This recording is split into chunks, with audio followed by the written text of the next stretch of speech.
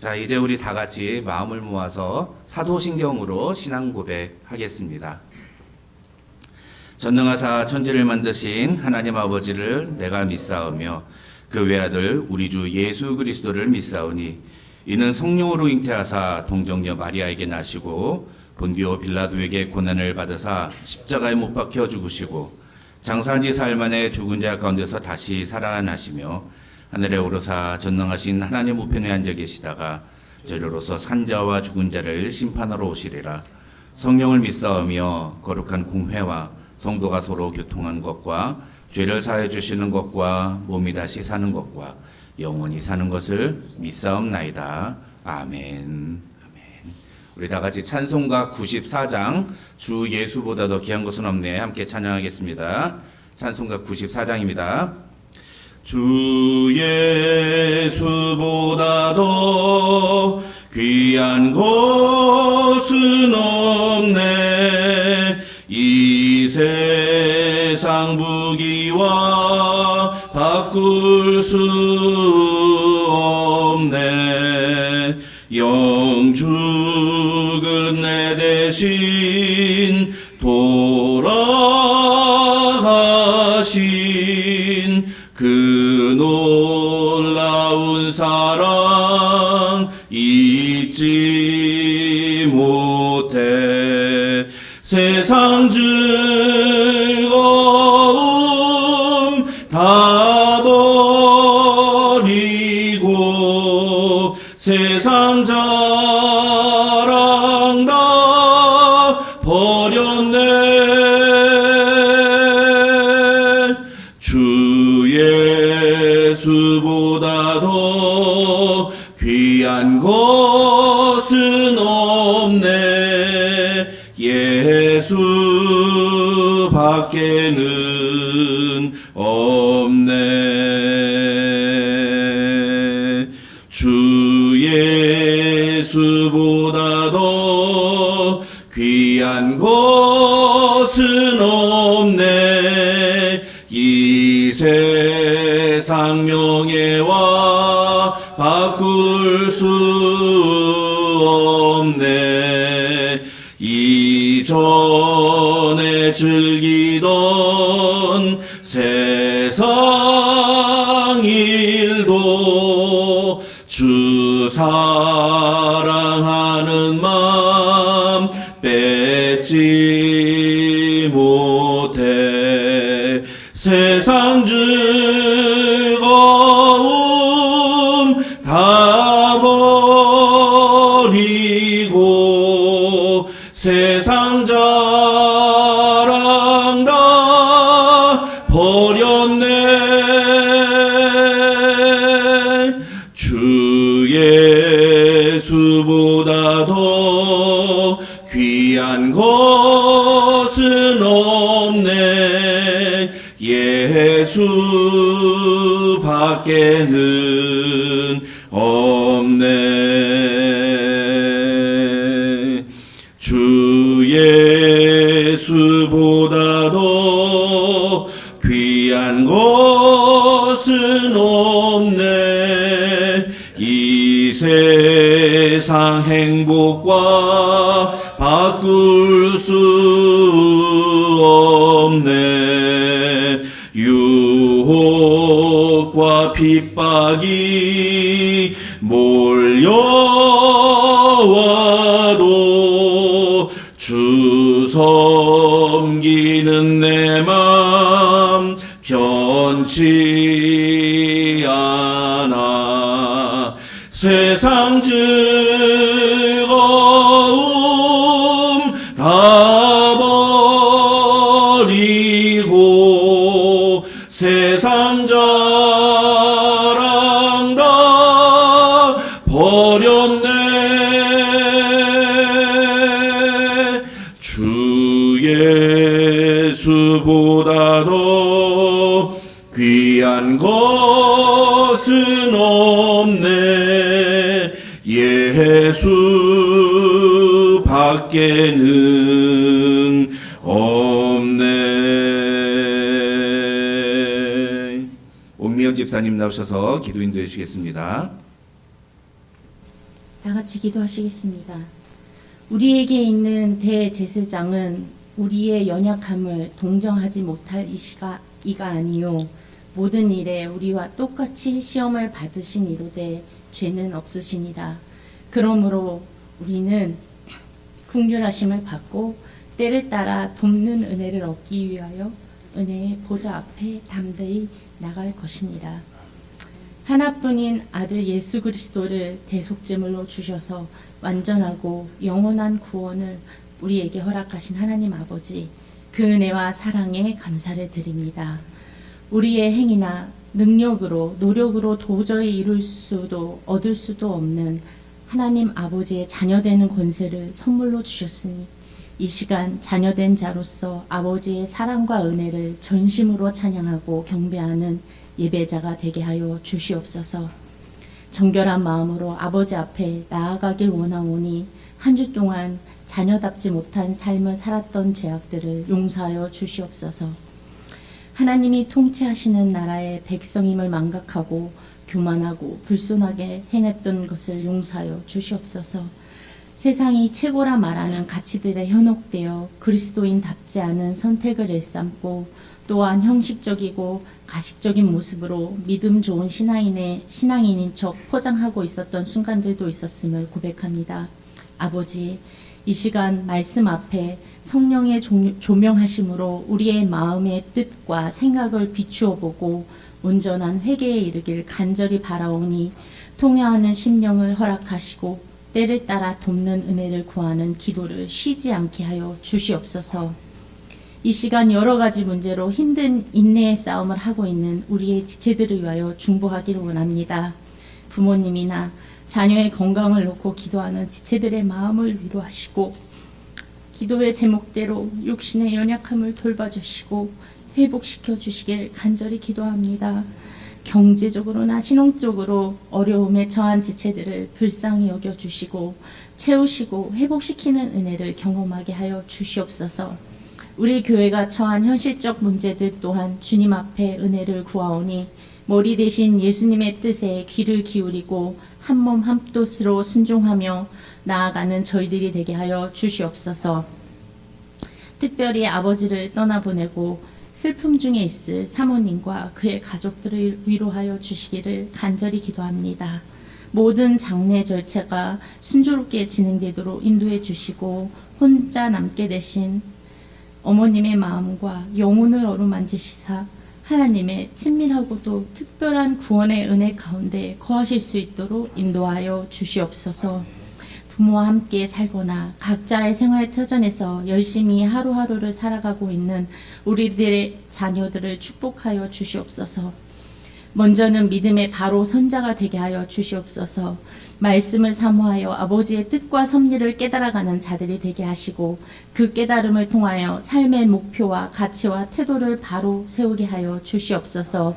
저희가 기도와 물질로 협력하는 선교사님들을 지켜주시옵소서. 하나님과 이웃을 향한 사랑을 실천할 때 겪을 수밖에 없는 모든 문제들을 믿음으로 이겨내게 하시고 돕는 손길들이 끊이지 않게 하여 주시옵소서. 그들의 희생과 애씀이 하나님이 기뻐하시는 그 일이 되게 하시고 두고 간 부모님이나 자녀들이 있다면 주께서 책임져 주시기를 간절히 기도합니다. 아버지의 말씀을 전하고 듣게 될 이후의 시간을 성령님이 함께 하시는 줄 믿습니다. 전하시는 목사님의 심령을 붙잡아 주셔서 온전히 하나님의 말씀을 전할 수 있게 하시고 듣는 저희의 심령 또한 성령의 감동으로 채워주셔서 하나님의 임재를 경험하게 하는 은혜의 시간이 되게 하여 주시옵소서. 예배하는 모든 순간 저희의 마음을 쳐서 하나님이 받으실 만한 거룩하고 순전한 산 제물이 되게 하여 주시옵소서. 오직 드릴 것은 아버지 앞에 항복하는 심령과 그럼에도 불구하고 우리를 구원하신 하나님의 사랑을 인정하고 감사하는 마음밖에 없음을 고백합니다. 히브리서의 말씀처럼 우리에게 큰 대제사장이 되어주신 승천하신 이 곧 하나님의 아들 예수, 우리가 믿는 도리를 언제나 어떤 상황이든 굳게 잡는 저희들이 되게 하여 주시고 되게 하여 주시길 바라며 긍휼하심을 받고 돕는 은혜를 얻기 위하여 담대히 은혜의 보좌 앞에 나아갈 수 있는 길을 만드신 예수 그리스도 귀한 이름으로 기도드렸습니다. 아멘. 아멘. 감사합니다. 이제 우리 하나님의 말씀 읽도록 하겠습니다. 오늘 우리에게 주시는 하나님의 말씀은 열왕기상 9장 10절부터 14절입니다. 열왕기상 9장 10절부터 14절까지의 말씀 함께 읽겠습니다. 열왕기상 9장 10절부터 14절까지의 말씀 우리 한 목소리로 함께 읽겠습니다. 시작. 솔로몬이 두 집 곧 여호와의 성전과 왕궁을 20년 만에 건축하기를 마치고 갈릴리 땅의 성읍 20곳을 히람에게 주었으니 이는 두로왕 히람이 솔로몬에게 그 온갖 소원대로 백향목과 잣나무와 금을 제공하였음이라. 히람이 두로에서 와서 솔로몬이 자기에게 준 성읍들을 보고 눈에 들지 아니하여 이르기를 내 형제여 내게 준 이 성읍들이 이러한가 하고 이름하여 가불 땅이라 하였더니 그 이름이 오늘까지 있느니라. 히람이 금 120달란트를 왕에게 보내었더라. 아멘. 아멘. 우리 함께 읽은 본문 말씀 가지고 솔로몬의 타락이라는 제목으로 하나님의 말씀 살펴보겠습니다. 우리는 지난주에 솔로몬이 예루살렘 성전과 왕궁을 건축한 것을 성경이 자기가 원하는 모든 것을 행했다 이렇게 표현했다는 것으로 우리가 해석해 보았습니다. 성경이 보는 관점은 솔로몬이 여호와의 성전을 지었지만 그것은 솔로몬 자기가 이루기 원했던 것을 하는 것뿐이었다라는 아주 냉정한 그런 평가였다는 거죠. 그런 솔로몬에게 하나님은 다시 한번 기회를 주시기 위해서 나타나십니다. 마치 기브온에서 1000번째 드린 후에 나타나셨던 것처럼 나타나셔서 솔로몬에게 말씀을 하시죠. 그 내용이 3절부터 9절에 나오는 내용입니다. 그 3절부터 9절에 나오는 내용을 쉽게 축약을 하면 이런 겁니다. 이제까지는 네가 하고 싶은 대로 살았으니까 이제부터는 내가 원하는 대로 살면 안 되겠니? 내가 원하는 대로 살아라. 성전도 지었지 않니? 네가 정말 하고 싶은 거 다 하지 않았니? 그러면 이제부터는 내가 한 대로, 내가 지시하는 대로 좀 순종하며 살아라. 내 말씀대로 지키며 살아라. 만약에 앞으로도 네가 그렇게 네 마음대로 살고 네 마음대로 행동하면 네가 지은 저 여호와의 성전, 예루살렘 성전을 사람들 앞에서 조롱거리가 되게 만들겠다. 하나님은 그렇게 말씀하셨습니다. 여러분이 만약에 솔로몬이라면 이런 하나님의 말씀을 듣고 어떤 행동을 하실 것 같으세요? 분명히 여러분은 하나님 알겠습니다. 이제는 하나님의 말씀대로 살겠습니다. 그렇게 대답하리라고 생각을 합니다. 그런데 솔로몬은 그러지 않았다는 거죠. 결론부터 얘기를 하면 솔로몬은 하나님이 분명히 그렇게 경고를 주셨는데도 불구하고 자기 마음대로 살았습니다. 어떻게 보면 솔로몬은 여호와의 성전이라는 그 거대한 업적을 성취하고 난 다음부터 점점 더 하나님의 곁을 떠나게 되었다. 이렇게 볼 수 있는 거죠. 끝이 좋아야 되는데 끝이 더 안 좋은 케이스가 된 겁니다. 열왕기상 9장 10절부터 11장 8장에는 그렇게 여호와의 성전과 왕궁을 건축한 다음에 솔로몬이 했던 일들이 기록이 되어 있습니다. 어떻게 보면 솔로몬의 업적이라고 할 수 있죠. 외견상으로 보기에는 이 내용들은 모두 다 솔로몬의 업적입니다. 솔로몬이 죽기 전까지 어떤 행동들을 했는가, 어떤 일들을 이루었는가, 어떤 사람이, 어떤 왕이었는가를 보여주는 거죠. 총 한 6가지로 나눌 수가 있습니다. 제가 주보에다 그 6가지를 다 이렇게 자세하게 기록을 해놨습니다. 그래서 여러분 6가지를 여러분 보시면은 이 9장 10절부터 11장 8절까지 기록된 내용이 무슨 내용인지를 여러분이 쉽게 이해하실 수가 있습니다. 그런데 결론부터 말씀을 드리면 이 모든 내용들은 다 솔로몬이 점점 하나님에게서 멀어져 가는 과정을 보여주는 거예요. 그리고 솔로몬이 어떤 부분에서 영적으로 심각한 문제가 있었는지, 솔로몬이 왜 실패했다고 얘기를 할 수 있는지를 보여주는 솔로몬의 타락의 증거들이다, 이렇게 말을 할 수가 있습니다. 그래서 11장 9절부터 보면은 솔로몬에 대한 결론이 나오는데, 성경은 이렇게 하나님으로부터 점점 멀어진 솔로몬이, 아니 솔로몬뿐만 아니라 이스라엘 민족 전체가 그 후에 어떤 결말을 맺게 되는지, 하나님이 어떻게 판정하시는지에 대한 내용을 11장 9절부터 이제 11장 끝절까지 이렇게 기록을 하고 있습니다. 그러니까 오늘 본문인 9장 10절부터 11장 8절까지에 나오는 이 6가지의 이 내용들을 하나씩 살펴보면은 솔로몬의 타락, 솔로몬이 하나님께로부터 멀어졌다라고 하는 것이 어떤 모습인지를 알 수 있고, 그것을 통해서 우리도 하나님으로부터 멀어지는 모습이 어떻게 나타날 수 있는가. 솔로몬의 모습을 보면 우리를 가늠해 볼 수 있다는 거죠. 우리를 체크해 볼 수 있다는 겁니다. 그래서 앞으로 6주, 6주에 걸쳐서 아까 보여드렸더니 6가지의 주제를 가지고 이제 솔로몬의 타락에 대해서 살펴보면서 우리 자신의 모습과 좀 비교해보는 그런 시간을 가지려고 합니다. 그 첫 번째 시간으로 오늘 우리가 함께 읽은 9장 10절부터 14절에 나와 있는 솔로몬이 두루왕 히람과 거래하는 장면, 어떻게 보면 여호와의 성전과 왕궁을 짓는 데 필요한 목재와 여러 가지 금과 여러 가지 재료들을 공급해 주었던 두루왕 히람에게 고마움을 표시하는, 성의를 표시하는 그런 솔로몬의 모습을 우리가 좀 살펴보도록 하겠습니다. 오늘 본문의 내용은 솔로몬이 여호와의 성전과 왕궁을 20년 만에 건축하기를 마치고 난 후에로 시작합니다. 성전 건축과 왕궁 건축까지 다 끝내고 난 후에 솔로몬이 가장 먼저 한 일은 이 재료들을 지원해준 두루왕 히람에게 고마움을 표시한 것이었다라는 거죠. 여러분, 우리가 누군가로부터 호의를 받거나 도움을 얻으면 항상 이게 고마움을 표시할 줄 알아야 됩니다. 그렇죠? 고마움을 표시하지 않으면 어떻게 됩니까? 배은망덕이라고 하죠. 우리 자녀들이 왜 부모님에게 효도를 하고 부모님을 잘 모셔야 됩니까? 잘할 때 부모님께로부터 받은 은혜가 있고 도움이 있으니까 그런 거예요. 건우야, 잘 알아야 돼. 너 이제 지금부터가 중요한 거야. 지금부터 잘 생각해봐. 엄마 아빠가 나를 위해서 무엇을 해주시는가 항상 생각해야 돼. 그리고 나중에 커가지고 엄마 아빠께 그것을 감사를 표현을 해드려야 되는 거예요. 잘 표현해드려야 됩니다.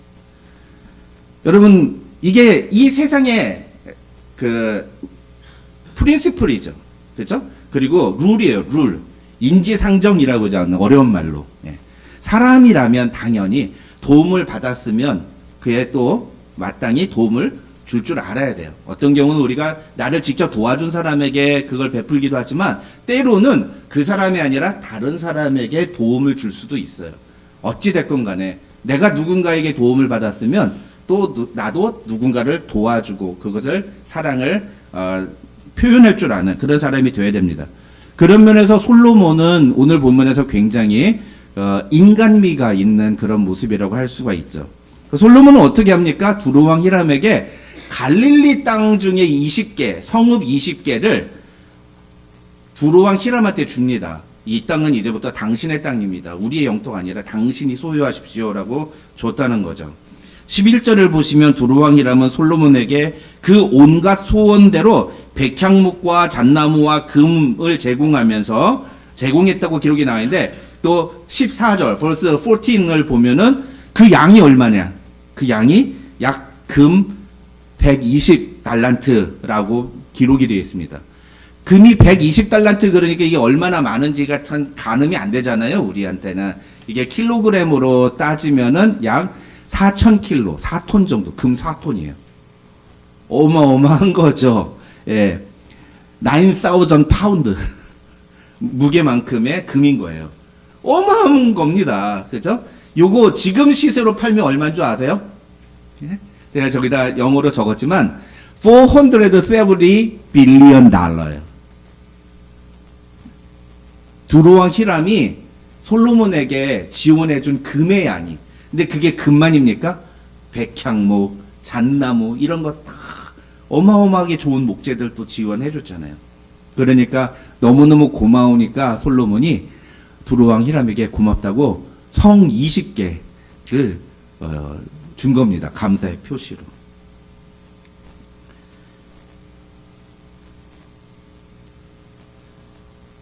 여러분, 그런데 11절을 보면 그래서 솔로몬이 두루왕 히람한테 성읍 20개를 주었습니다.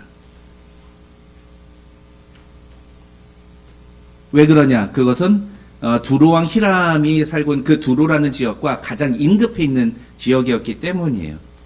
어떤 신학자는요, 20년간의 건축 공사로 인해 솔로몬의 국고가 많이 비었기 때문에 그 현물로는 줄 수가 없었다. 그래서 성을 대신 주었다. 이렇게 해석을 하기도 합니다. 금을 받았으니까 금을 돌려주고 금을 돌려준다. 뭐 이렇게 생각할 수도 있는데 솔로몬이 그 금을 전부 다 여호와의 성전을 짓는데 그리고 왕궁을 짓는데 다 써버려가지고 그래가지고 국고에 그 금이 많이 남아있지 않았다. 뭐 이렇게 해석을 하기도 해요. 근데 나중에 보면은 솔로몬이 그래가지고 그 금을 막 이렇게 세금으로 걷어내는데 어마어마한 양의 또 세금을 걷어내기도 합니다.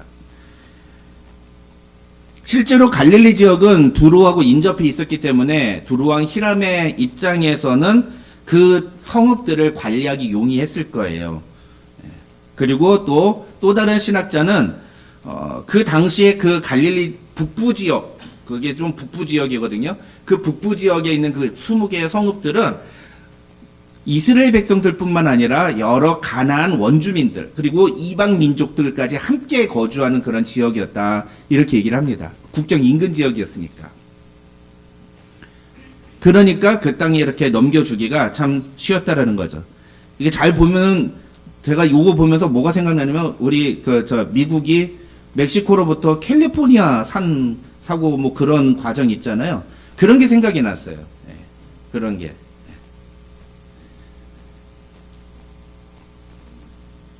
솔로몬은 아마도 그 정도 성 20개를 주면은 충분히 보상이 될 거다 이렇게 생각을 했던 것 같습니다. 그리고 그 정도 성을 주는 게 아무런 문제가 없을 것이다. 그렇게 생각을 했을 것 같아요. 왜냐? 솔로몬의 입장에서 봤을 때는요, 이게 참 남는 장사라고 생각을 했던 것 같아요.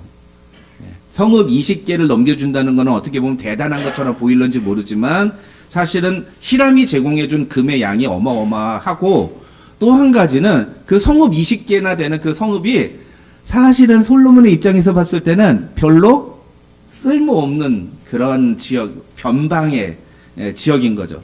여러분, 그래서 우리나라가 지금 굉장히 안타깝게 생각해야 되는 것 중에 하나가 있는데 뭔지 아십니까?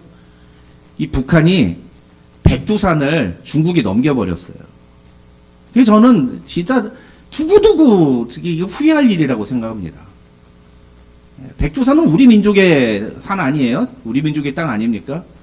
근데 뭐 이런저런 이유로 백두산을 중국에다 넘겨버렸어요. 지금 중국이 해외여행을 금지하고 있거든요. 못 나가게 하려고. 그러면서 자국의 관광지들을 개발하는데 제가 어떤 영상을 보니까 그렇게 중국 사람들이 백두산을 간대요. 근데 그 입장료가 우리 미국 돈으로 한 30달러, 50달러 이렇게 되는데 하루에 막 몇십만 달러씩 정도씩 이렇게 입장료 수익으로만 받을 정도로 어마어마하게 사람들이 많이 들어온답니다. 그런데 북한의 입장에서 보면은 백두산은 그냥 산일 뿐이에요. 그거를 뭐 어떻게 할 수 있는 여력도 없고 그게 자신들에게 있어서 뭐 그렇게 그닥 중요하게 여겨지지 않았던 거죠. 그러니까 그렇게 넘긴 거예요. 그렇죠? 마찬가지로 솔로몬이 보기에 이 갈릴리 지역에 있는 20개 성읍들은 자기에게는 그렇게 중요하지 않은 땅이었다. 이렇게 생각이 됐던 것 같아요. 어떤 학자가 그렇게 해석을 합니다. 그래서 그거 그거 넘겨주고 히람으로부터 받은 금이나 이런 것들을 그냥 쌤쌤 하면은 그러면 아마 우리에게 더 이득이 될 거다. 이렇게 생각했을 거다. 그렇게 얘기를 합니다. 그런데 결론부터 말씀을 드리면 이러한 솔로몬의 결정과 판단은 영적인 관점에서 볼 때는 매우 심각한 것이다. 학자들은 그렇게 설명을 합니다. 대단히 잘못된 행동이라는 거죠. 영적인 면에서 봤을 때는. 왜 그러냐? 이런 솔로몬의 행동, 솔로몬이 갈릴리에 있는 이 20개 성읍들을 두루왕 히람에게 이렇게 넘겨준 행동은 크게 4가지 차원을 무시하는 그런 행동이었다는 거예요. 그 내용이 무엇인가를 이제부터 좀 하나씩 살펴보겠습니다. 주보에 보면 빈칸이 있는데 빈칸을 채우면서 여러분 설교를 들으시면 좋겠습니다. 첫 번째로 솔로몬은 하나님의 명령, 하나님의 말씀, 더 정확하게 말하면은 율법을 무시했다. 학자들은 그렇게 말합니다. 정확하게 말하면 율법을 무시한 건데 이걸 통틀어서 얘기하면 오늘날식으로 적용을 하면 하나님의 말씀을 무시했다. 이렇게 해도 틀린 것은 아니라는 거죠. 왜 그러느냐? 레위기 25장 23절을 보면 하나님은 분명히 토지를 영구히 팔지 말 것은 토지는 다 내 것임이니라 라고 말씀하셨기 때문이에요. 이 토지가 뭘까요? 가나안 땅이에요. 가나안 땅. 하나님이 이스라엘 백성들에게 기업으로 주시는 그 땅. 그거는 내가 비록 너희한테 주긴 하지만 그건 내 거야. 내 거야 라고 말씀하시는 거예요. 그러면서 뒤에 뭐라고 하느냐? 너희는 거류민이여 동거하는 자로서라고 하는데 동거하는 자라는 단어가 영어로 뭐예요? 테넌트예요. 테넌트 뭐죠? 세입자예요. 세입자. 소유권이 있는 게 아니에요. 내가 너희한테 이 땅을 주기는 하지만 너희에게 이 땅을 마음대로 사고 팔고 할 권한이 있는 게 아니라 이건 내 거야. 하나님은 분명히 말씀하셨어요. 그래서 나중에 가면 이제 이게 어느 제도로 하고 연결이 됩니까? 희년제도하고 연결이 돼요. 희년제도 뭐죠? 이스라엘 백성이 그럼 땅을 사고 팔지 못했을까요? 법적으로는 못하는데 그런 일들이 실제로 있었어요. 부득이하게 땅을 팔고 그걸로 뭐 곡식을 받다든지 돈을 얻는다든지 그런 매매 행위가 가능했는데 문제는 뭐냐면 땅을 판 지 50년이 되면 그 땅이 원주민에게로 돌려주는 거예요. 그게 이스라엘 민족이 갖고 있는 유일한 독특한 희년이라고 하는 제도인 거죠. 근데 어쨌든 그런 제도가 나올 수 있는 이유는 무엇이냐면 토지는 하나님의 것이다 라는 명확한 이 율법의 기록 때문인 거죠. 그게 바로 레위기 25장 23절인 것입니다. 그런데 솔로몬은 어떻게 했어요? 자기 마음대로 갈릴리 지역에 있는 성읍 20개를 두루왕 히람에게 준 겁니다. 같은 이스라엘 민족에게 뭐 어떻게 주었다면은 나중에 희년 제도를 통해서 다시 복구를 할 수 있는데 외국인에게 팔은 거잖아요. 이게 복구가 안 되는 거예요. 외국인에게 팔았으니까. 어떤 분은 목사님 오늘 본문 11절 보면은 10절인가 11절 보면은 솔로몬이 주었다고 했지 팔았다고 되어 있지는 않잖아요. 근데 저 레위기 보면 팔지 말라 must not be sold 라고 되어 있잖아요. sold하고 give하고는 다른 거잖아요. 이렇게 생각하실 수 있는데 그거는 이제 당시의 제도를 잘 모르셔서 그러는 거죠. 당시는 돈에 의해서 경제 활동을 하는 시대가 아니에요. 그렇죠? 대부분이 뭐예요? 물물교환 시대인 거죠. 그 오늘 본문에서 솔로몬이 성읍을 준 것은 자기를 지원해준 두루왕 히람의 그 지원에 대한 고마움의 성의 표시라고 할 수도 있지만 사실은 이건 다른 측면으로 해석하면 이건 명백한 물물교환이에요. 물물교환. 두루왕 히람으로부터는 나무와 금을 지원받고 나는 땅을 넘겨주는 그런 물물교환으로 해석이 얼마든지 가능하고 물물교환은 말 그대로 하나의 매매행위인 거죠.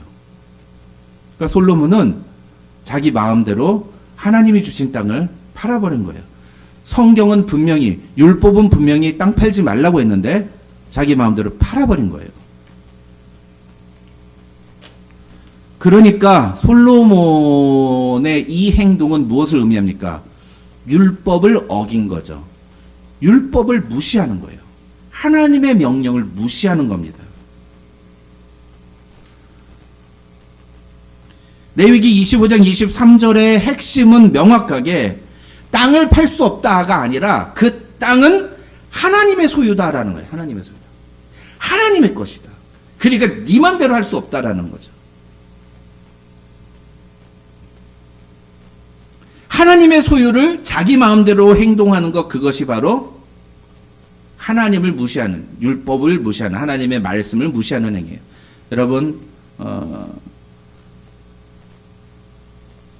초대교회 때 사도행전에서 아나니아와 삽비라가 자기 물건, 자기 땅 팔아가지고 헌금하려고 그러다가 그거 반 감추고 그거 드렸다가 죽기 전에 베드로가 아나니아한테 뭐라고 얘기하는지 기억나세요? 그거 판 것도 네 소유도 네가 마음대로 못하냐, 그렇게 얘기합니다. 네가 판 그것도 네가 마음대로 못하냐. 하물며 하나님의 것을 우리가 함부로 하면 됩니까, 안 됩니까? 하나님의 것을. 근데 하나님의 것에 뭐가 들어가 있을까요? 오늘 본문에서는 솔로몬에게 있어서는 그것이 땅이었지만 우리에게 있어서는 또 뭐가 될까요? 우리의 시간, 우리의 몸, 우리의 마음, 우리 자식들 전부 다 하나님의 것입니다. 믿습니까? 내 모든 것이 하나님의 것입니까? 믿습니까? 여기에 아멘이 안 되면 이게 이제 신앙이 곤란해지는 겁니다. 이게 아직 해결해야 될 문제가 있다는 거예요. 아이, 그래도 하나님 거는 10분의 1만 있는 거 아니에요? 예? 여러분 그렇지 않나요? 내 것 중에 하나님의 것은 10분의 1만 있는 거 아니에요? 아니에요. 전부 다 하나님의 것이에요. 내 삶의 모든 것이 하나님의 것입니다. 내 자녀들까지도 하나님의 것이에요. 근데 우리는 어떻게 합니까? 내 자녀들을 내 마음대로 하려고 하잖아요. 내가 내 자식도 이렇게 할 권한이 없어, 막 이런 얘기 많이 하잖아요. 예, 세상 사람들은 그렇게 해도 돼요. 근데 기독교인은 그렇게 하면 안 된다는 거죠. 기독교인은 내 자식도 내 마음대로 할 수 없어요. 하나님이 기뻐하시는 대로 하려고 해야 돼요. 그런데 그러지 않고 내 마음대로 하는 것, 그거 말씀을 무시하는 거다. 하나님의 명령을 무시하는 거다. 이렇게 볼 수 있다는 겁니다. 두 번째, 솔로몬은 하나님과의 언약 관계를 무시했습니다. 하나님과의 관계를 무시했다는 거예요. 왜 그러냐? 그 땅은 명확하게 하나님이 이스라엘 백성들과 커버넌트, 언약을 맺으시면서 주신 것이기 때문이에요. 이게 굉장히 중요합니다. 가나안 땅은 그냥 주신 게 아니에요. 하나님과 이스라엘 사이의 언약의 증거로서 선물로 주신 거예요. 창세기 15장 18절 보면은 그날에 여호와께서 아브라함과 더불어 언약을 세워 이르시되 내가 이 땅을 애굽 땅에서부터 그 큰 강 유브라데까지 네 자손에게 주리니라. 언약을 세웠기 때문에 이 땅을 네 자손에게 주겠다라고 말씀하셨다고요. 언약의 증거예요. 선물이에요. 또 출애굽기 6장 4절 보면은 하나님은 모세한테 이렇게 말씀하십니다. 가나안 땅 곧 그들이 거류하는 땅을 여기서 그들은 아브라함과 이삭과 야곱입니다. 야곱의 후손들이에요. 예, 그들에게 주기로 그들과 언약하였으니. 그러니까 여기서 가나안 땅은 뭐가 되는 거예요? 언약의 증거가 되는 거죠. 그래서 이스라엘 백성들이 요단강을 건너가지고 가나안 땅을 점령해서 가나안 땅에 정착하게 되는 것은 하나님이 이스라엘 백성들과 맺으신 언약을 성실하게 이루신다는 것을 보여주는 아주 중요한 증거가 되는 것입니다. 하나님은 약속을 다 지키셨어요. 그렇죠? 하나님은 이스라엘 백성들과 약속을 지키셨어요. 그런데 솔로몬은 그 약속의 증거인 언약을 팔아버렸어요. 자기 마음대로. 이게 뭐하고 똑같을까요, 여러분? 여러분, 제 손에 이게 뭐가 있습니까?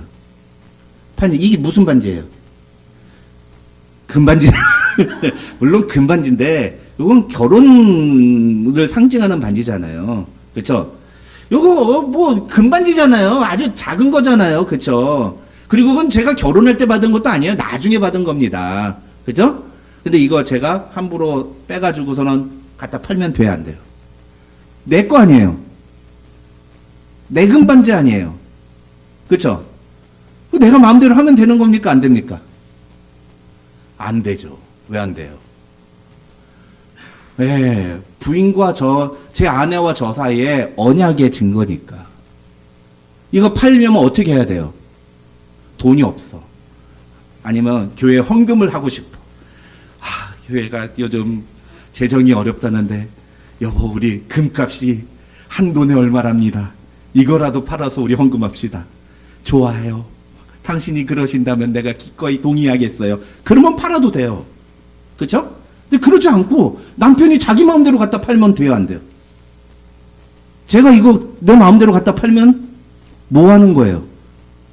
이거 제 아내가 자기 금리 빼가지고서는 그거 녹여서 만들어준 거거든요.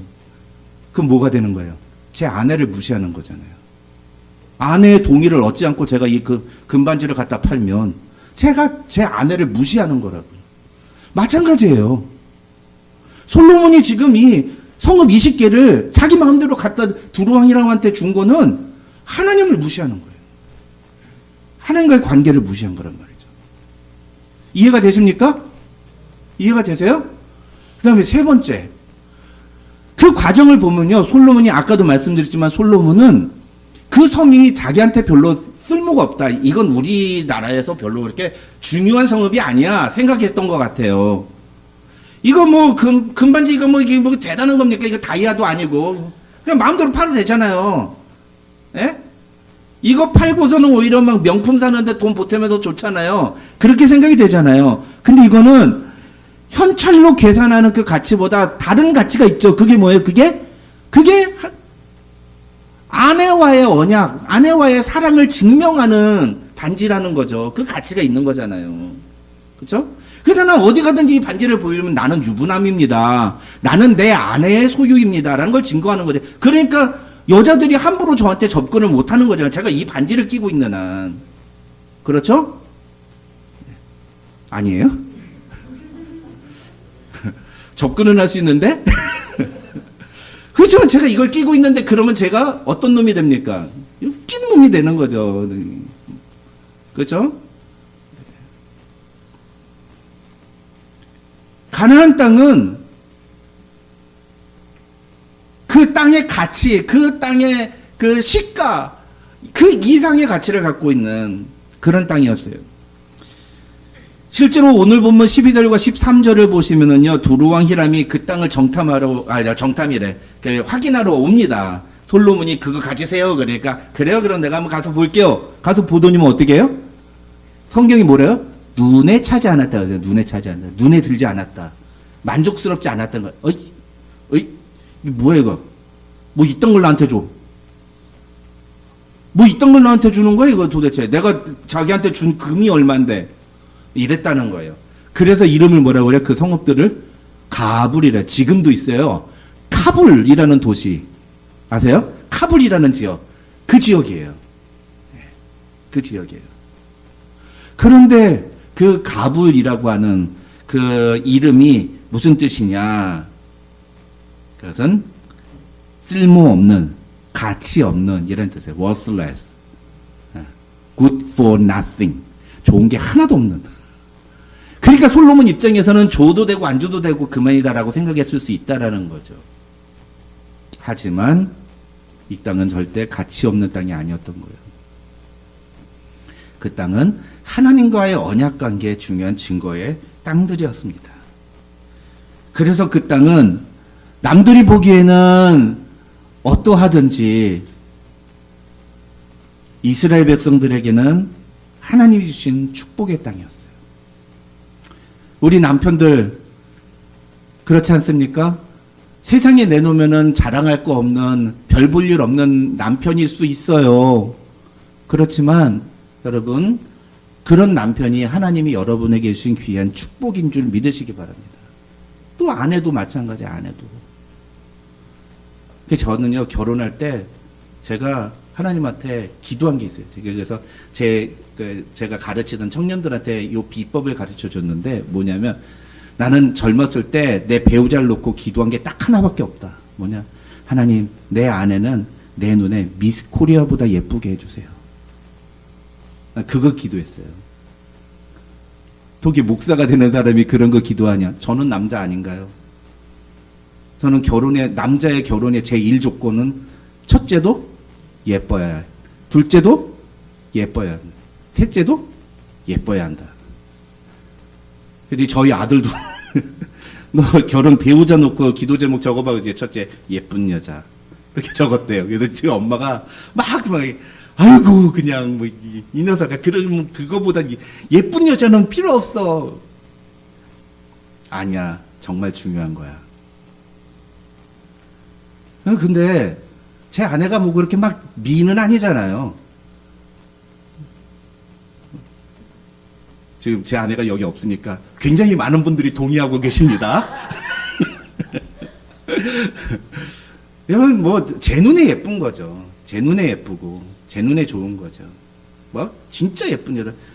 뭐 탤런트 중에 저도 굉장히 예쁘고 좋아하는 탤런트가 있거든요.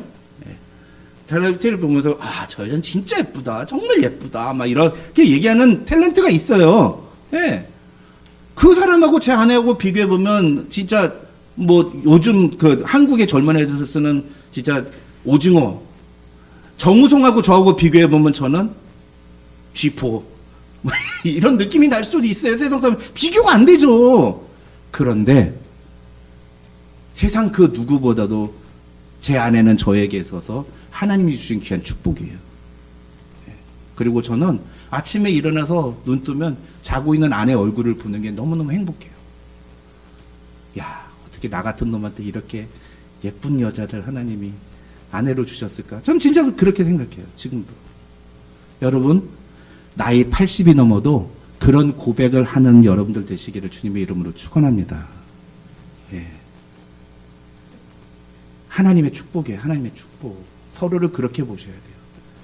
우리 옆에 있는 분하고 이렇게 해보겠습니다. 제일 안 될 것 같은데 지금. 목사님은 왜 이런 걸 시키나 그러실 텐데 해보세요. 저기 고개 숙이고 있는 우리 최 집사님 고개 드시고 꼭 얘기해보세요. 예, 서로 얘기하세요. 당신은 하나님이 나에게 주신 축복입니다. 이렇게 얘기해 보세요.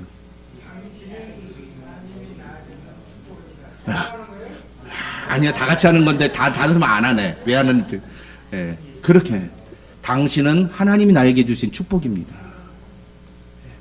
세상하고 비교할 필요 없어요. 그 가치를 알아야 돼. 그 가치를 알아야 돼.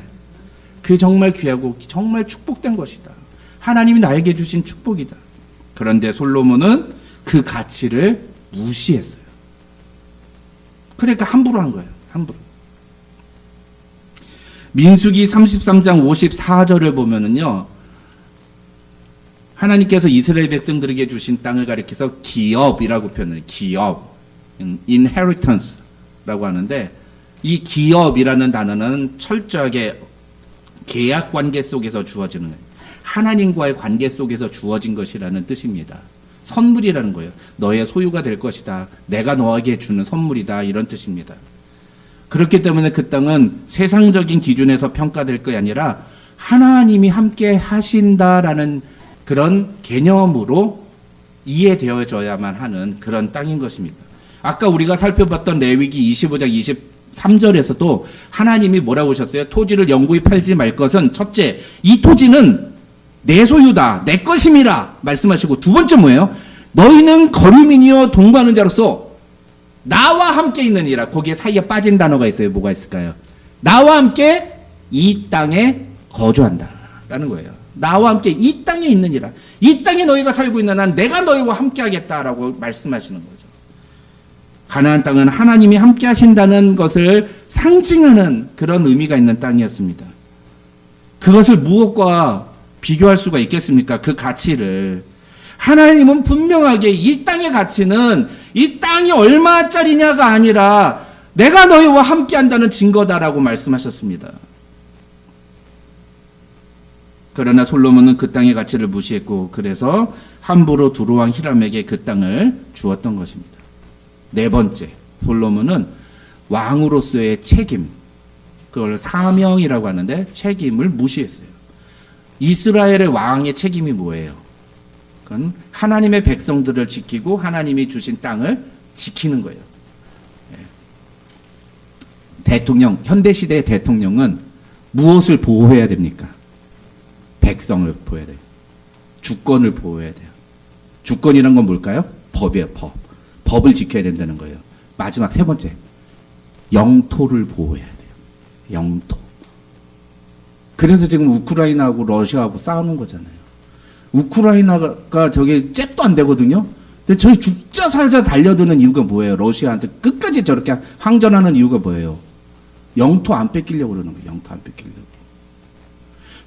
대통령은, 왕은 자기 나라의 국민들을 보호하고 헌법을 지키고 그리고 땅을 지켜야 되는 책임, 듀리가 있었어요. 리스폰시빌리티가 있었다고요. 근데 그걸 함부로 내준 거예요.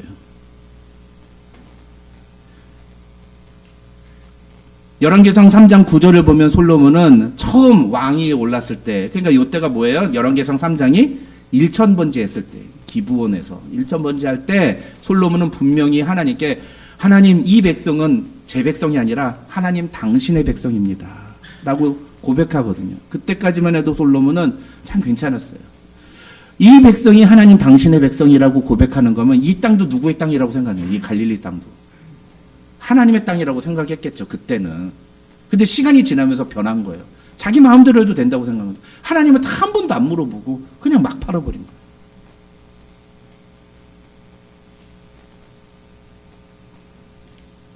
정리해 볼까요?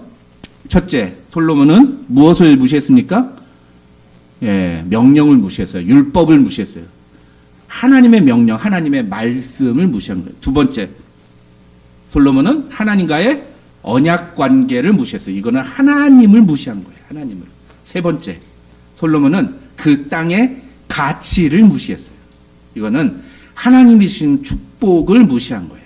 네 번째, 솔로몬은 자기에게 주어진, 왕으로서 자기에게 주어진 책임과 의무를 무시했어요.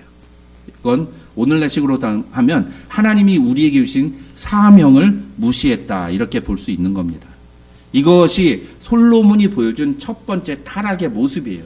오늘 본문에 나오는 내용은 단순히 두루왕 히람하고 거래를 했지만 그 모습을 통해 우리는 솔로몬이 이렇게 점점 타락해 가고 있다라고 결론을 낼 수 있다는 거죠. 그렇다면 이제 이 모습을 우리의 모습하고 비교해 볼 필요가 있는 겁니다. 과연 우리는 솔로몬하고 다르다고 분명하게 얘기할 수 있냐는 거예요.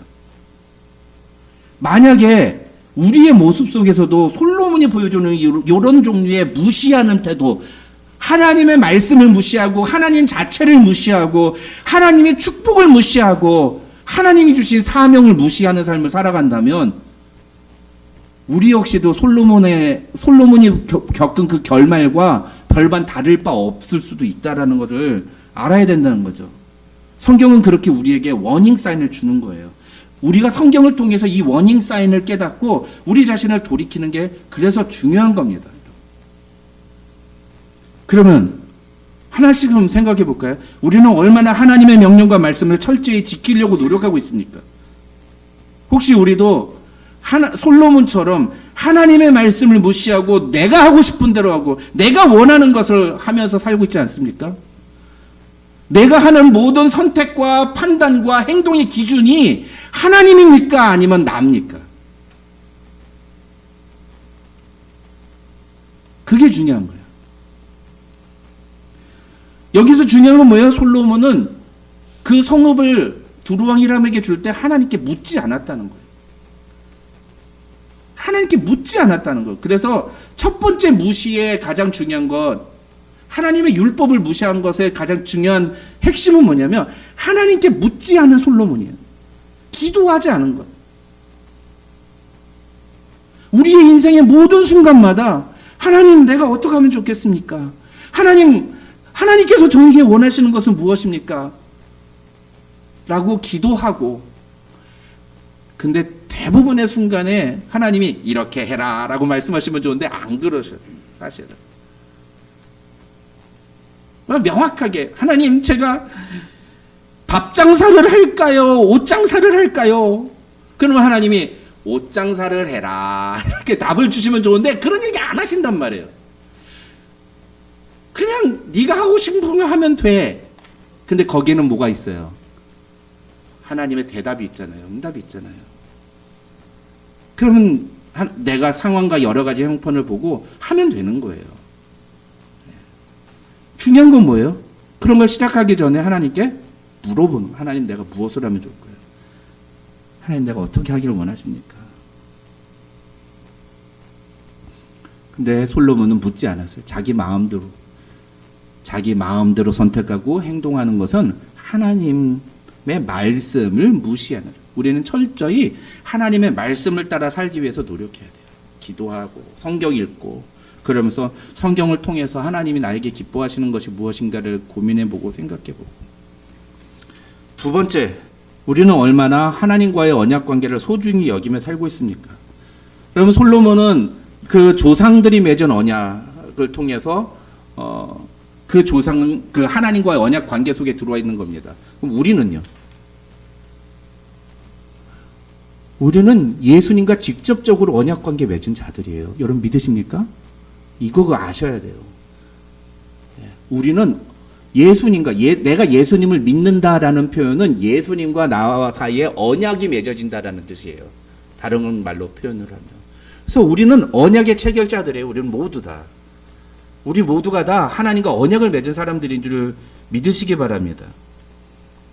어떤 언약입니까? 그걸 가리켜서 십자가 언약이라고 그래요. 십자가 언약. 굉장히 중요한 주제입니다. 십자가 언약. 그 십자가 언약. 예수님은 십자가 지시기 전날 밤에 제자들과 최후의 만찬을 하시면서 제자들에게 떡을 나눠주고 뭐라고 하셨어요? 이것은 내 몸이다. 그 다음에 잔을 나눠주고 포도주 잔을 나눠주시면서 뭐라고 하세요? 이 잔은 내 피로 세우는 새 언약이니 라고 말씀하셨어요. 그래서 교회에서 성찬식을 거행할 때 그 성찬식의 의미는 내가 하나님과 언약을 맺은 사람이지라는 것들을 다시 한번 리마인드 시켜주는 그런 의미가 있는 겁니다. 그렇다면 우리가 하나님과의 언약 관계를 소중히 여긴다는 것은 어떤 식으로 나타날 수 있을까요? 마태복음 22장 37절부터 40절에서 예수님 그것을 하나님을 사랑하고 이웃을 사랑하는 것으로 설명하셨어요. 첫째는 내 하나님을 마음을 다하고 뜻을 다하고 힘을 다하여 주 너의 하나님을 사랑하라 하셨으니 이것이 크고 첫째 되는 계명이요 둘째는 그와 같으니 내 이웃을 내 몸과 같이 사랑하라 하셨으니 이 두 계명이 율법과 선지자의 강령이니라. 이게 하나님과 우리 사이에 맺어진 언약이에요. 새로운 법이라는 거예요. 그리고 사랑, 그 사랑의 법으로 예수님은 십자가를 지시고 십자가 피로 다시 새 언약의 증거를 삼으시고 우리에게 그 피를 허락해 주심으로써 우리가 그 피로 말미암아 예수님과 새로운 언약 관계가 맺어지는 이 놀라운 법칙을 선언해 주신 거예요. 축복이죠, 이것이. 그래서 우리는 예수님의 피로 하나님과 언약 관계에 들어간 사람입니다. 그렇다면 우리는 하나님을 사랑하고 이웃을 사랑하는 삶의 모습을 보여야 됩니다. 그것이 하나님과 맺어진 언약을 지켜나가는 자의 모습이 되는 거죠. 셋째로, 과연 우리는 얼마나 하나님이 주신 축복을 소중히 여기며 살고 있습니까? 혹시 우리도 세상 사람들이 갖고 있는 기준을 따라서 삶을 평가하고 있지 않습니까? 하나님이 우리에게 주신 가장 큰 축복이 뭐예요? 우리 자식들이 잘 된 거예요. 그러면은 그거는 여전히 우리의 마음속에 물질적인 축복관이 자리 잡고 있다는 거예요. 제가 결혼을 해서 아내가 첫 아이를 임신했을 때 아이를 낳으면 이름을 뭐라고 지을까라고 고민을 하다가 어느 날 자다가 깰 때 제가 찬양을 하나 불렀어요.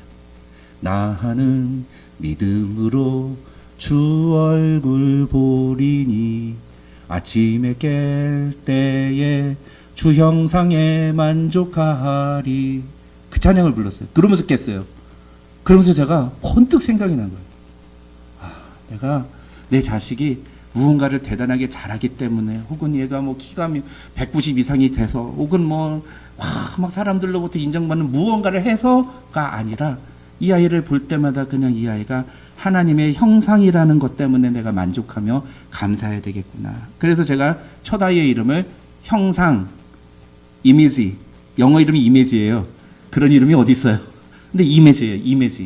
이미지 오브 갓. 하나님의 형상. 그래서 형상이라고 지은 거예요.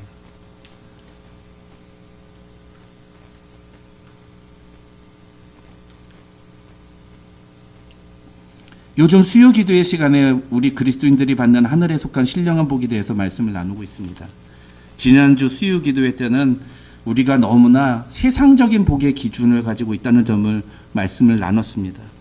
그리스도인으로서 우리가 하나님께 받은 복이 무엇인지를 모르는 사람들이 너무 많다. 진짜 우리가 받은 복이 무엇인가? 문제는 그 결과예요.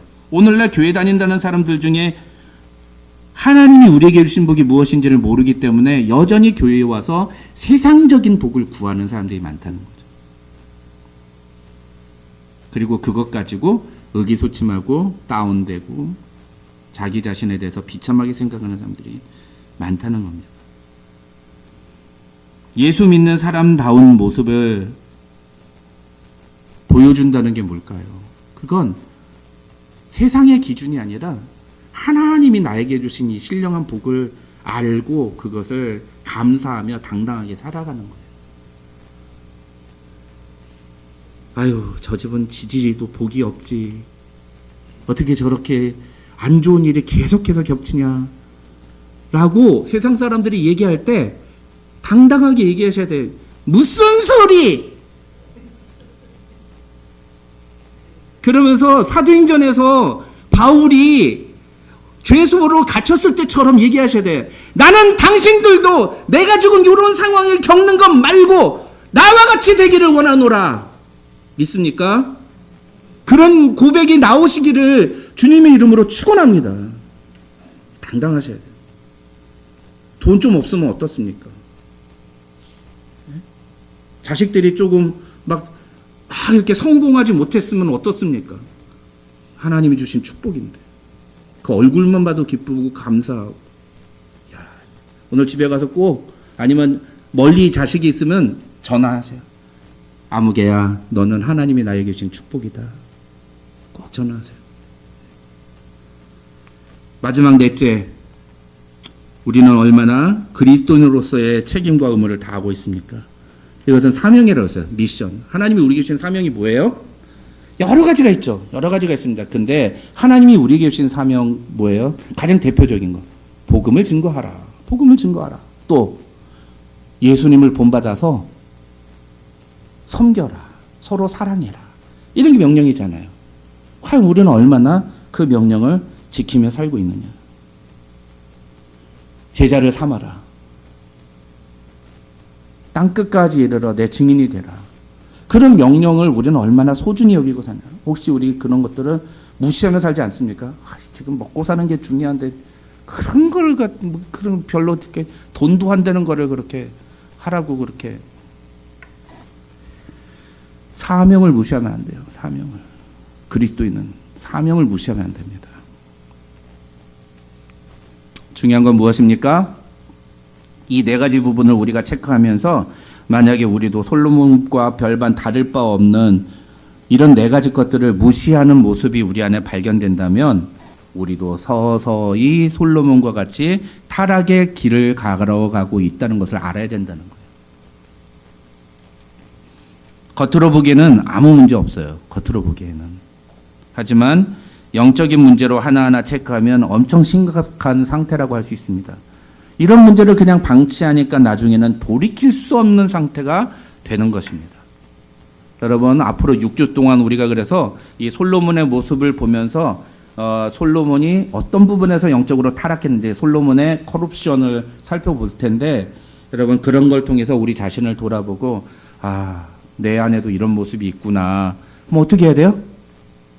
회개하면 돼요. 네. 이게 우리에게 주어진 또 하나의 축복이에요. 회개하면 즉시 하나님이 우리를 회복시켜 주시고 다 용서해 주신다. 주님이 말씀하셨어요. 회개하고 돌이키면 되는 겁니다. 그러면 되는 거예요. 그래서 지금 이 나이에 내가 뭘 안 해. 늦어도 괜찮아요. 그래도 그때 하나님 앞에 회개하고 하나님 내가 정말 이제까지 주님을 무시하며 살았습니다. 기도하면 그 순간부터 하나님이 여러분을 흰눈같이 희게 해주신다. 성경은 그렇게 약속하십니다. 믿으시기 바랍니다. 그래서 우리가 이 복음을 가지고 하나님의 말씀대로 살아가는 귀한 축복을 경험하기를 주님의 이름으로 축원합니다. 기도하겠습니다. 하나님 감사합니다. 오늘도 우리에게 귀한 말씀 주심을 감사합니다. 오늘 주신 말씀을 따라서 우리가 과연 예수 그리스도의 제자다운 모습을 보여주고 살고 있는지, 혹시 우리도 솔로몬처럼 하나님의 말씀을 무시하고 하나님과의 관계를 무시하고 또 하나님이 주신 축복을 무시하고 하나님이 우리에게 부탁하신 사명을 무시하고 살고 있지는 않은지 우리 자신을 돌아보는 이 아침이 되게 하여 주시고 이번 한 주 동안 그 말씀을 우리 자신에게 비춰서 말씀대로 살기로 결단하는 성도들 될 때 우리 삶 속에 우리와 함께 하시는 하나님의 놀라운 은혜가 충만하게 하여 주시옵소서. 예수님의 이름으로 기도드립니다. 아멘. 교회 소식 알려드립니다. 주보를 참조해 주시기 바랍니다. 오늘 예배 전에 말씀드린 것처럼 저는 이제 예배 끝나고 오늘 저녁 11시 반 비행기로 한국에 좀 잠시 다녀오도록 하겠습니다. 지금 일정상으로는 10월 11일에는 돌아오려고 그때까지는 돌아오려고 하는데 저희 그 장인어른이 남기신 좀 유산이 좀 있고 그런 것들 정리하는 과정들이 있어야 되는데 이게 참 진짜 이게 좀 그런 게 다음 주가 추석이잖아요. 추석은 한국이 올스톱이잖아요. 월요일부터 수요일까지가 쉬어요. 근데 지금 가면 또 월요일부터 수요일까지 또 장례고 장례 끝난 다음에 또 여러 가지 해야 될 일들도 있고 여러분 그리고 더 문제가 저는 오늘 알았어요. 사실은 오늘 알았는데 한국의 정부 전산망이 불이 나가지고 온라인으로 모든 처리하는 게 다 안 되게 된 거예요. 모든 걸 다 가서 몸으로 가서 다 해야 되는 상황이 된 거예요. 근데 제가 지금 그 일 처리하러 가는데 온라인으로 아무것도 안 되는 상황이 돼버렸다는 거예요. 그래서 어쨌든 가서 일단은 제가 최대한 11일 비행기를 타고 11일 아침에 LA에 하려고 노력을 하도록 하겠습니다. 근데 혹시라도 만약에 일이 다 못 끝나면 제가 사정상 한 주를 더 비울 수도 있을 것 같아요. 여러분 좀 양해를 부탁드립니다. 왜냐하면 저희 처갓집의 상황이 저희 장모님도 그렇고 저희 집사람도 그렇고 그러니 행정일을 하는 그런 게 전혀 익숙하지가 않아서 그래도 해본 사람이 저밖에 없어가지고 제가 그걸 좀 뒤처리를 좀 해드려야 되는 그런 일들이 많아서 그런 일을 처리를 최대한 빨리 하고 오도록 하겠습니다. 그래서 그 다음 주까지는 반드시 올 테니까 여러분 정말 좀 양해를 조금 부탁을 드리겠습니다. 일단 다음 주 주일에는 우리 인랜드 교회에서 담임으로 섬기셨던 우리 안환 목사님이 오셔서 말씀을 전해 주시겠습니다. 안환 목사님은 한국에서 제가 사역할 때 그분은 이제 저는 국제제자훈련원이라는 곳에서 있었고 그분은 교갱협이라고 둘 다 오카는 목사님 밑에 있었던 기관이에요. 같이 옆에서 같이 사역하고 친하게 지내던 목사님입니다. 네, 지금 사역을 좀 쉬고 계셔가지고 다행히 오셔서 이렇게 말씀을 전해주실 수 있게 됐습니다. 우리 안 목사님 귀한 말씀 전해주시라 전 믿습니다. 좋은 목사님이에요, 여러분. 좋은 시간이 되시기를 바랍니다. 저희 가정뿐만 아니라 우리 교회 내에 있는 여러 가지 힘든 문제로 어려운 시간 보내고 있는 교우 가정에서 매일마다 여러분 위해서 기도해 주시기를 부탁을 드립니다. 그다음에 주일 소그룹 성경 공부는 사정상 10월 12일 주일부터 시작하는 걸로 그렇게 하겠습니다. 오늘도 사실은 하면 할 수는 있는데 제가 또 좀 준비도 하고 또 우리 저 없는 사이에 뭐 해야 되는 것도 또 좀 얘기도 해야 되고 그다음에 또 저희 아이가 뉴질랜드에서 한국을 오려면 뭐 좀 그 뉴질랜드 정부로부터 승인을 받아야 되는데 그거 절차 처리하는 거 그런 다음에 그 뒤에 뭐 이렇게 프로세스 진행하는 것도 좀 이게 얘기도 좀 해야 되고 여러 가지로 좀 바빠서 오늘도 성경 공부는 하지 않고 그냥 점심 식사 마치고 그냥 헤어지는 것으로 그렇게 하겠습니다. 여러분 양해를 부탁을 드립니다. 제가 한국 가 있는 동안은 죄송하지만 새벽의 만나를 보내드리기가 좀 쉽지는 않을 것 같아요. 한국은 이게 녹음을 할 수 있는 상황이 좀 안 돼가지고 제가 그거를 보내드리지 못하는 점 여러분 양해를 부탁드리고 대신에 우리 교회 달력 보면은 성경 그날에 읽어야 되는 성경 있는 거 아세요? 예, 다 있습니다. 그거 보시고 그 해당 본문을 여러분 꼭 성경 읽어주시면 감사하겠습니다. 감사합니다. 자, 우리 다 같이 일어나셔서 주 예수보다 더 귀한 것은 없네 1절만 찬양하고 봉헌 기도하고 축도함으로 예배 마치겠습니다. 주 예수보다 더 귀한 것은 없네 이 세상 부귀와 바꿀 수 없네 영축은 내 대신 돌아가신 그 놀라운 사랑 잊지 못해 세상 즐거움 다 버리고 세상 자랑 다 버렸네 주 예수보다 더 귀한 것은 없네 예수 밖에는 없네. 기도합니다. 하나님 감사합니다. 오늘도 우리에게 귀한 예배 자리 허락해 주시고 하나님의 은혜를 사모하여 주 앞에 나온 사랑하는 성도들을 이 자리에 불러주시니 참 감사합니다. 하나님 오늘 예배를 통해 우리에게 주신 귀한 말씀을 기억하고 이 땅을 살아가면서 예수 그리스도의 제자로 부름받은 자답게 제자로 살아가는 우리 모두 되게 하여 주시옵소서.